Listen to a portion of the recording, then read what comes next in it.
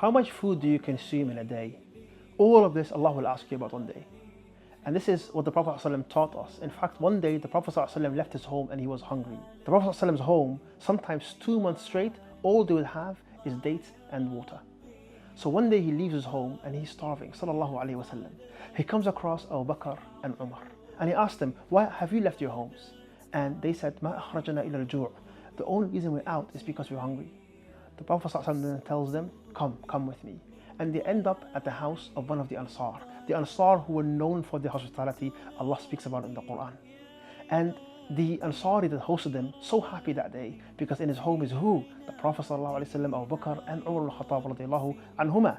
He immediately brings them a branch from a tree and they have now dates that they are eating. He grabbed the knife and the Prophet ﷺ tells him, don't slaughter a milking goat. And the Sahabi, he brings them some meat, milk and water. And the Prophet ﷺ and Umar and Abu Bakr, they eat until they are satiated. And then the Prophet ﷺ reminds them, Wallahi, la tus'alunna yawma idhin anin na'im. I swear by Allah, one day you will be asked about this blessing. And this was the Prophet ﷺ teaching us gratitude. That's just one meal. How many meals do you and I have? May Allah allow us to be people that are grateful and that remember that every blessing we have came from Allah.